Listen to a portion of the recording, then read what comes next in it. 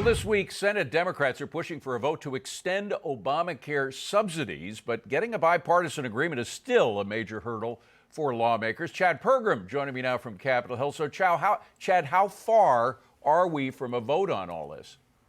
Well, David, good morning. We're not far from a vote, but we're a long way from solving the health care crisis. Premiums are set to spike at the end of the year. For 24 million Americans, a test vote on the Democratic plan likely falls on Thursday. It needs 60 yeas. Leader Thune just gave a speech blasting ACA. But Leader Thune, you blast ACA? Well, where's the Republican plan? Republicans have no plan. They are so divided between themselves, they can't even put a plan together.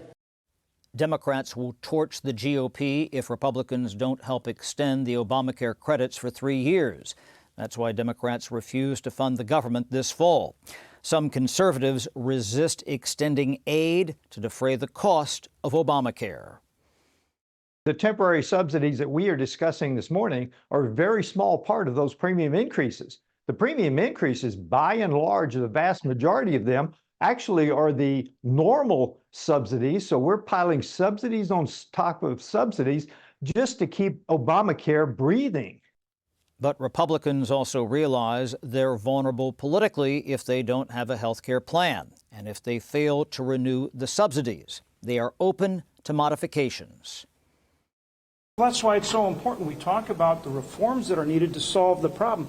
Just throwing more money at insurance companies means costs just keep going up. That doesn't solve the problem. But in healthcare, you've got to have some of these reforms so that you solve the problem. You don't perpetuate it and make it worse. Now, Republicans have struggled for 16 years to counter Obamacare. They never passed an alternative. Republicans have not coalesced around a plan. That's the same issue which has vexed them since 2009. It's a race to address this by Christmas. David? Republicans have a more difficult time getting together than Democrats. It always seems to be the case. Chad, thank you very much for that. Appreciate it.